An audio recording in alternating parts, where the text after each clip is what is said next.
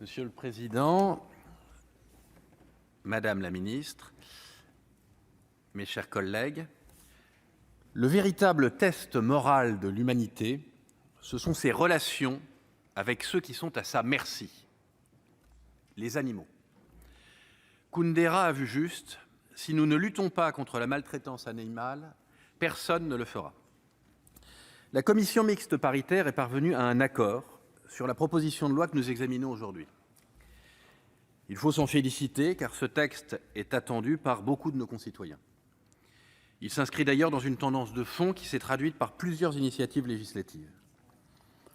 La version sur laquelle le Parlement s'est accordé est un texte d'équilibre qui prend en compte les réalités de notre pays.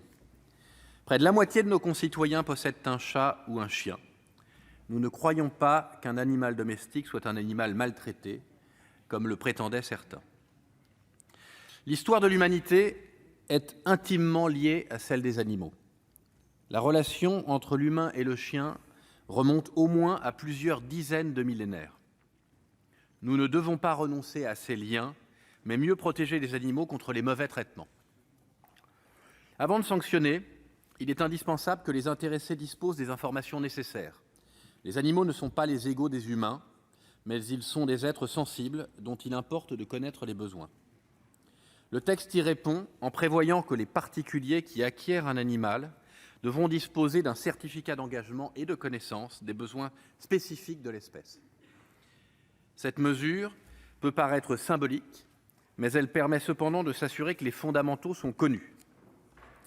La proposition de loi renforce également l'encadrement de la vente d'animaux de compagnie. La vente sur Internet sera désormais interdite et c'est heureux. Les animaux ne sont pas de simples marchandises. Les conditions de vente en animalerie sont également revues. Les animaux ne devront pas être visibles depuis la rue afin de réduire les acquisitions impulsives. Nous nous interrogeons cependant, comme le rapporteur, sur la pertinence d'une interdiction générale de la vente de chats et de chiens par les animaleries. Ou bien nous considérons les animaleries comme des professionnels compétents, ce que nous croyons, ou bien il aurait fallu leur interdire la vente de tout animal, ce que nous ne souhaitons pas. La solution retenue est un entre-deux qui ne nous paraît pas satisfaisant. Ces professionnels méritent mieux. Ils peuvent être utiles à la lutte contre la maltraitance. Le texte leur confie d'ailleurs un rôle de promotion de l'adoption des animaux de refuge. Ces derniers sont en effet submergés par l'ampleur des abandons. Pour éviter l'échec que constitue l'euthanasie, nous devons trouver des solutions pour les 100 000 animaux qui sont abandonnés chaque année. À cet égard, nous saluons l'expérimentation permettant à l'État et aux collectivités de mieux se coordonner pour gérer les populations de chats errants.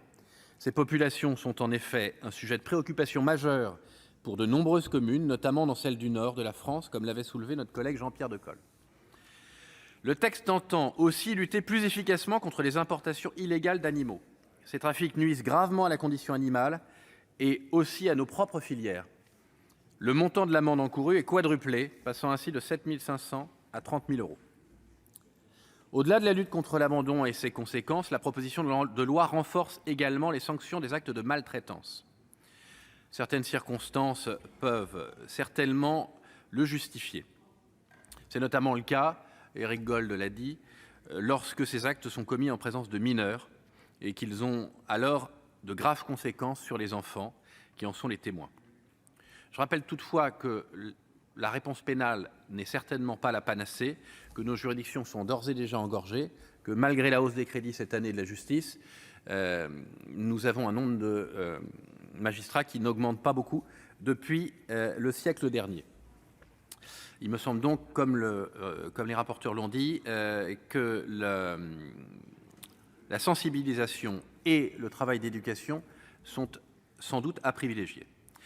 La proposition aborde enfin la maltraitance animale sous l'angle des spectacles animaliers. La commission mixte a décidé de leur arrêt progressif. Les delphinariums disparaîtront dans 5 ans et les cirques arrêteront leur activité de ce type 2 ans plus tard. Beaucoup de collectivités avaient déjà anticipé. Nos concitoyens, pour conclure, sont de plus en plus attentifs au sort des animaux dans notre société.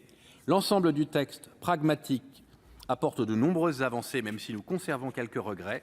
Le groupe Les Indépendants votera donc ce texte.